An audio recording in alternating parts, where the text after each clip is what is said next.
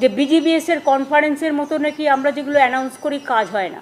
তো দিদি, সত্যিই তো কোনো কিছু কাজ হয় না। কাজ যদি হতো তাহলে বাংলার অবস্থা আজ এরকম হতো না। কাজ যদি হতো তাহলে বাংলার ছেলেপুলে আজকে ভিন রাজ্যে গিয়ে কাজ করতো না। কাজ যদি হতো তাহলে পশ্চিমবঙ্গের মানুষ না খেতে পেয়ে মরতো না।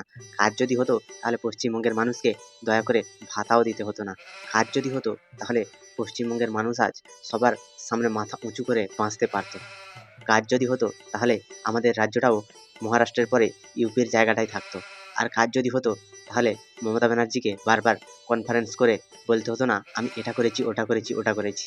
मुझे अपने घर जाना है मुझे घर जाना है। তো হাই বাঙালি, হ্যালো বাঙালি, নমস্কার বাঙালি, কেমন আছো সবাই? আশা করি অনেক অনেক ভালো আছো।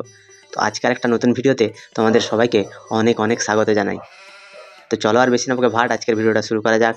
अरे हाँ भाई हाँ। তো আপনাদের আমরা দেখিয়ে দিয়েছি মিটিং করে সামনাসামনি কত প্রজেক্ট অলরেডি আমরা মাত্র 15 দিনের মধ্যে আমরা ক্লিয়ার করেছি সিনার্জি কমিটি করে। 15 দিনের মাথায় অনেক কিছু তুমি ক্লিয়ার করে দিয়েছো, অনেক প্রজেক্টও তুমি এনেছো, কিন্তু সেই প্রজেক্টের কাজ কবে হবে বা সেই শিল্পপতিরা এসে কবে ইনভেস্ট করবে সেটা কিন্তু আজ পর্যন্ত হয়নি। আর যদি হয়ে যেত তাহলে তো অনেক কিছুই হয়ে যেত।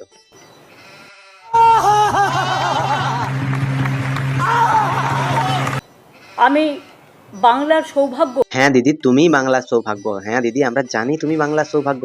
এত ভালো করে বলতে হবে না, কারণ তোমার সৌভাগ্যের বলে আমরা যে তোমাকে পেয়ে এই 26,000 তারপরে আবার 60,000-এর কাছাকাছি চাকরি যাবে, সেই সব নিয়ে আমরা অনেক সৌভাগ্য আমাদের। আর বাংলা তোমাকে পেয়ে অনেক সৌভাগ্যবতী। তার কারণ হচ্ছে বাংলার মাকে তুমি যেমনভাবে লুট করেছো, যে বাংলার মায়ের শাড়িটাও তুমি ছাড়োনি, শাড়িটাও লুট করে নিয়েছো। ইজ্জত হনন কাকে বলে সেটা তোমার কাছ থেকেই শেখা উচিত। যে বাংলা এখন শিল্পপতিদের এবং শিল্পের আনাগোনা, বাংলায় ইন্ডাস্ট্রিয়াল একটা নতুন ডেস্টিনেশন তৈরি করে দিয়েছে। একদম বাংলা শিল্পের জন্য একদম পারফেক্ট জায়গা। এই তো কালকে আমাদের বাড়ির পেছনে 250 একর জমি টাটারা নিয়ে গেল। ওখানটায় শুধু এই যে ল্যাটিন থেকে গু বেরোয়, ও গুটাকে ভালো করে রিসাইকেল করে আলাদা লেভেলের একটা প্রোডাক্ট বানিয়ে বিক্রি করবে। সেই প্রোডাক্টটা হচ্ছে দন্তমাঞ্জন। এটা সকালে উঠে পশ্চিমবঙ্গের মানুষ দাঁত ঘষবে, দাঁতে ঘষা দেবে, ঘষা। শালবনীতে মনে রাখবেন, ভবিষ্যতের ডিম্যান্ড যাতে তাল রাখতে পারি আমরা, তার জন্য ইতিমধ্যে অনেকগুলো পাওয়ার প্ল্যান্ট করা হচ্ছে, কিন্তু পাওয়ার প্রজেক্টের শালবনীতেই হচ্ছে 800 মেগাওয়াট করে 2টি পাওয়ার প্ল্যান্ট, অর্থাৎ 1600 মেগাওয়াট সুপার ক্রিটিক্যাল কোল বেসড থার্মেল পাওয়ার প্ল্যান্ট, যেখানে জিন্দালরা খরচ করছেন 16,000 কোটি টাকার ওপরে। সেই 2-3টে কোম্পানি আছে, সেই তাদের যত সব বাড়াবে সেগুলোকে তুমি উদ্বোধন করতে যাবে। তো আর একটা কথা দিদি জানার খুব ইচ্ছে, যে সৌরভ গাঙ্গুলিকে যে 1 টাকায় এত জমি দিলে সৌরভ গাঙ্গুলি কোন শিল্প স্থাপন করবে ওখানে? আজ পর্যন্ত তো সেটার কোনো কিছু আমরা দেখতে পেলাম না। অন্তত 2-1টা খুঁটি পোতা হলেও ভালো ছিল। খুঁটি কিন্তু পুঁতেও ঘিরে দিয়েছে জায়গাটা, ওটা ওর বাপ ঠাকুরদার সম্পত্তি হয়ে গেছে। তো সেখানে শিল্প হবে কিনা আমাদের ঠিক জানা নেই। তুমি জানলেই হবে, আমরা না জানলেও চলবে, কারণ সাধারণ মানুষের কাজ নয় লা। তুই যে কিরণমালা। যত দিন যাচ্ছে মানুষের সংখ্যা সত্যিই বাড়ছে। মুসলিমদের সংখ্যা 40 থেকে 42 হয়েছে, আর হিন্দুদের সংখ্যা হচ্ছে 40 থেকে 38-এ নেমেছে। সেটা হলে ঠিক আছে, হিন্দুরা কম ছেলেপুলে নিচ্ছে, মুসলিমরা বেশি ছেলেপুলে নিচ্ছে। ওটাতে কোনো আল্লাহ দে रहा है वो लोग ले रहा है, तो उसमें कोई गलती नहीं है दीदी। আমি কথা দিয়েছিলাম, আমি শুধু নই, আমাদের সবাই, আমাদের পরিবার, পশ্চিমবঙ্গ সরকার পরিবার, মানুষের পরিবার, যে আমরা দেখব যাতে ওদের কোনো অসুবিধে না হয়। সেটা আজকে আমরা আমাদের আবেদনে সাড়া দিয়ে ডিসেম্বর পর্যন্ত আমরা সময় পেয়ে গেছি। আমরা ডিসেম্বর পর্যন্ত সময় পেয়ে গেছি। তো এই সময়ের ভেতরে আমাদেরকে চুরিটা যে কিভাবে করতে হবে তার প্ল্যান রেডি করতে হবে। তো আমাদের এখন অনেক কাজ। তো আমাদের যে স্কুলের যে টিচাররা আছেন তারা শান্ত হয়ে বসুন। যারা যারা ঘুষ দিয়ে চাকরি পেয়েছেন তারা তো নিশ্চিন্তে ঘুমান। আপনারা যে টাকা কামিয়েছেন তার থেকে অল্প কিছু দিলেই আমরা আমার চাকরিটা আবার ফিরিয়ে দেবো। তো কারোর কোনো টেনশন নেওয়ার কোনো কারণ নেই। আমরা পেয়েছি সময়, আমরা সেই সময়কে কাজে লাগাবো, সবার চাকরি হবে। এবং তারপরেও দেখবেন, আমি অনেকে বলছেন 2026-এ যাবে, 2026-এ যাওয়ার প্রশ্নই নেই। আরে 26-এ কেন যাবে? 2025-এই তো একদম সব লেট পেটিয়ে দেবো একদম।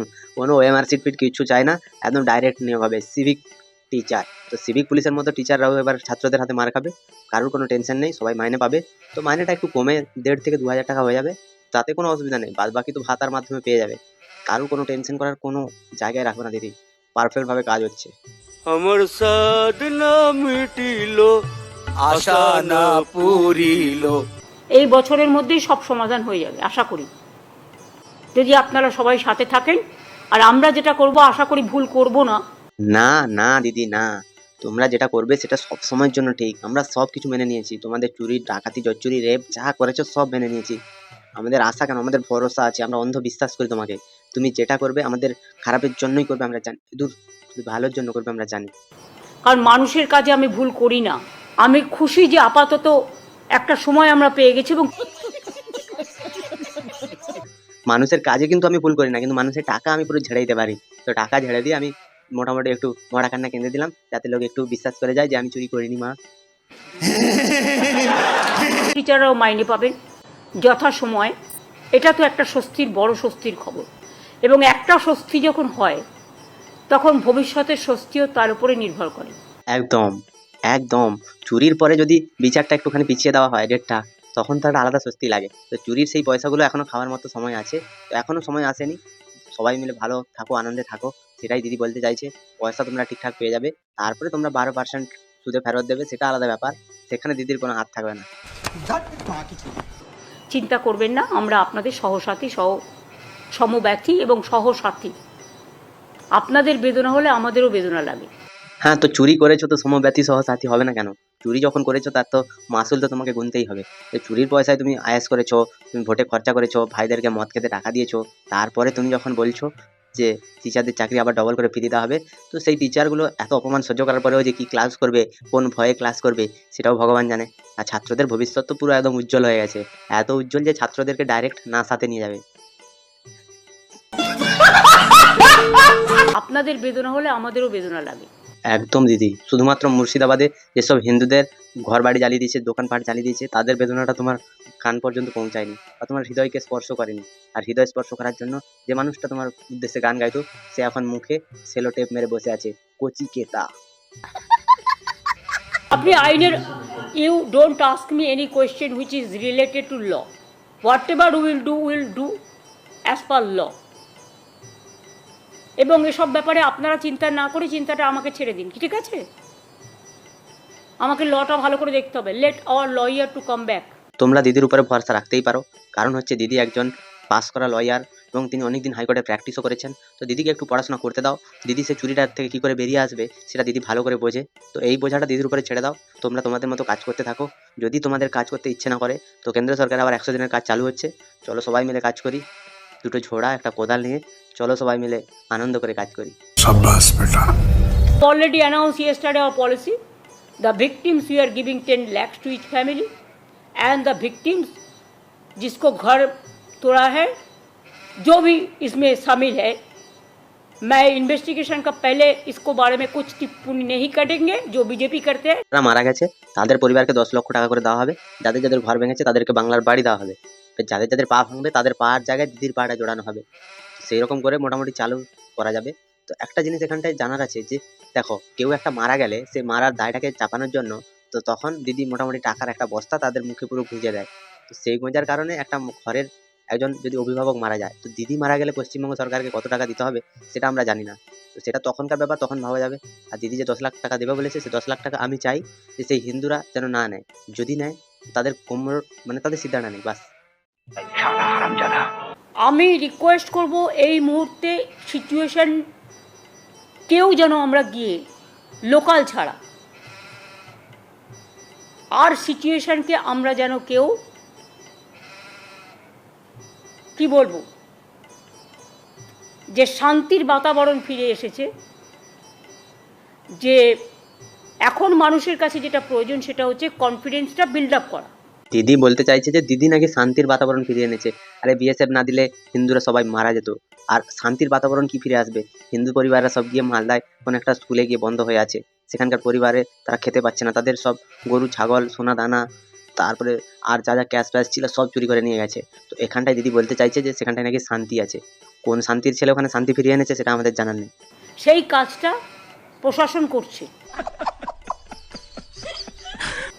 তা নাহলে আমি নিজেও যেতে পারতাম, তাহলে আমি যাচ্ছি না কেন? দিদি ভয়ে, তোমার জীবনে যে কত ভয় সেটা আমাদের থেকে কেউ জানে না।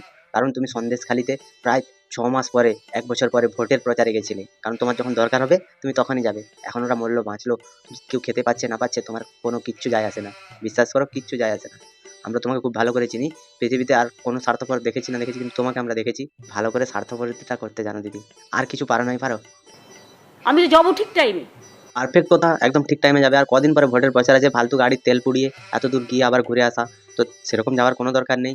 যখন ভোটের প্রচারে যেদিনকে ডেট ফিক্স হবে, মঞ্চ টঞ্চ সাজানো হবে, সেদিন গিয়ে একটু ভাষণ দিয়ে দেবে, বিজেপির গায়ে একটু থুতু ফেলে দেবে, সিপিএম এর গায়ে একটু, কংগ্রেসের গায়ে একটু, থুতু ফেলা হয়ে যাবে। এবার তুমি তোমার ঘরে ফিরে আসবে, ওরা আবার ওদের মতো মারামারি করবে। এই মারামারির পেছনের মেন কারণটা ছিল কি, মসজিদ আর মন্দির ভাঙা নিয়ে। তাতে হিন্দুদের কোমরও ভেঙে দিয়েছে। এখানটায় পিসি ইমামদের নিয়ে সভা করছে, আর যারা মানে ভাঙাভাঙি হয়েছে যাদের ঘর, তাদেরকে শুধু টাকা দিয়ে দেবে, বাংলার বাড়ি করে দেবে। ওই যাদের ঘর ভেঙেছে ওরা অতদিন নদীর পাড়ে গিয়ে বসে থাকুক, তারপর বাংলার ঘর যেদিনকে পাবে সেদিনকে এসে থাকবে, আর কি করা যাবে। মাদারের বাচ্চা। এখনই আমি যাওয়া মানে, তাহলে আমি গেলে অন্যরা কেন যাবে না? আইন তো ক্যানট বি ডিসক্রিমিনেটেড। পশ্চিমবঙ্গে তো এরকম শাসন চলেই আসছে আজকে 15 বছর ধরে, হতে যাচ্ছে আরও 5 বছর হয়েও যেতে পারে। মানুষ এখন ভাতার লোভে ভোট দিচ্ছে, কিন্তু তাদের যে ভাতার পাবে ঘর ছেড়ে চলে যাবে মার খেয়ে, বা তৃণমূলের কোনো ক্যাডারের হাতে মার খেয়ে মারা যাবে, সেদিন মানুষ বুঝবে যে কত ধানে কত চাল। তোমাদের ভিডিওটা কেমন লাগলো তোমরা আবার কমেন্টে জানাতে ভুলো না। ভালো লাগলে লাইক করো, কমেন্ট করো, সাবস্ক্রাইব করো। সবাই ভালো থেকো, সুস্থ থেকো, সাবধানে থেকো, আর দেখতে থাকো বাংলার কুঁড়ে ঘর।